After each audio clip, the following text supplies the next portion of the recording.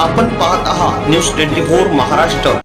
अमरावती तालुक्यातील प्रसिद्ध असलेल्या श्री संत दामोदर महाराज यांच्या जयंती उत्सवानिमित्त मोठ्या संख्येने भाविक भक्त ग्राम डिगरगावान येथे सहभागी होत असतात। 83व्या प्रकट दिनानिमित्त 24 व 25 फेब्रुवारी रोजी विधिवत या कार्यक्रमाचे आयोजन या ठिकाणी करण्यात आले आहे। दरवर्षीप्रमाणे यावर्षी सुद्धा विविध कार्यक्रमाचे आयोजन या प्रसंगी होईल। तीर्थस्थापना, काल्याचं कीर्तन, महाप्रसाद व ग्रामप्रदक्षिणा असा अद्भुत कार्यक्रम या ठिकाणी साजरा होणार आहे। या कार्यक्रमात मोठ्या संख्येने गणमान्य नागरिक व भाविक भक्त सहभागी होत असतात। याविषयीचा सविस्तर वृत्तांत आपण पाहूया। श्री संत दामोदर महाराज तीर्थक्षेत्र डिगरगव्हाण। श्री संत दामोदर महाराजांचा 83वा प्रकट दिन महोत्सव साजरा करण्याचे ठरविले आहे। दिनांक 24 तारखेला तीर्थस्थापना होईल। दिनांक 25ला काला व महाप्रसादाचे आयोजन केले आहे। या कार्यक्रमानिमित्त आजूबाजूचे सर्व चौकडील भक्तगण आणि त्यांचे आतापर्यंत जमलेला भक्तगण हा सर्व त्या दिवशी हजर असतो। 10 ते 15 हजार भक्तगण त्या दिवशी हजर राहतात। महाराजांचा 26 वर्ष होऊन गेले, 28 वर्ष झाले महाराजांना निर्वाण होऊन, परंतु त्यांचा आम्ही पुण्यतिथी महोत्सव हाही उत्सव करत असतो। हे दोन्ही उत्सव आम्ही वर्षभरात साजरे करतो। भक्तगणांच्याच मदतीतून सार्वजनिक कार्यक्रम हा करतो आम्ही। कोणी वैयक्तिक असं याच्यामध्ये काही कोणाचा भाग नाही आहे। सार्वजनिकरित्या हे उत्सव साजरे केले जातात। हा आमचा आम्ही या संस्थांचे कमिटीतले जे मंडळी आहे ते सर्व परिश्रम घेतात।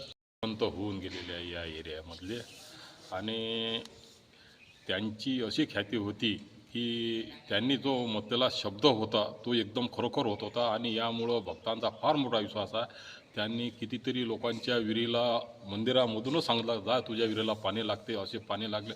असे लोकांना दृष्टांत घडल्यामुळे दामोदर महाराजवर खूप मोठी लोकांची श्रद्धा आहे, विश्वास आहे। त्याच्यामुळं हा एरियामध्ये फार मोठ्या प्रमाणात कार्यक्रम साजरा होतात, आणि देणगीसुद्धा लोक देतात। आणि कोणाची अडचण आली, काही आली तरी जे दामोदर महाराजशी जुळलेले लोक आहे ते आपलं समाधीचं दर्शन घेतात आणि पुढच्या कार्यक्रमाला सुरुवात करतात। असं हे महाराजचे लोकांना आलेले अनुभव आहे। या दृष्टीनं महाराज आजी जरी अस्तित्वात नसन, पण महाराज देहानं जरी गेले असन, पण कार्यरूपानं आजही अस्तित्वात आहे, असं हे लोकांचे अनुभव आहे, लोकांना आलेले दृष्टांत आहे। आता हा महाराजचा प्रगट दिनाचा कार्यक्रम उद्यापासून चालू होत आहे। उद्याला हवन पूजा, तीर्थस्थापना हे राहील आणि भोजन राहील। त्याच्यानंतर 25 तारखेला महाप्रसाद राहील आणि काल्याचं कीर्तन राहील। पालखी निघते गावामधून सर्व पायदळी लोक, बगर चप्पल नसलेले लोक गावातून पालखी काढतात, इथं येतात।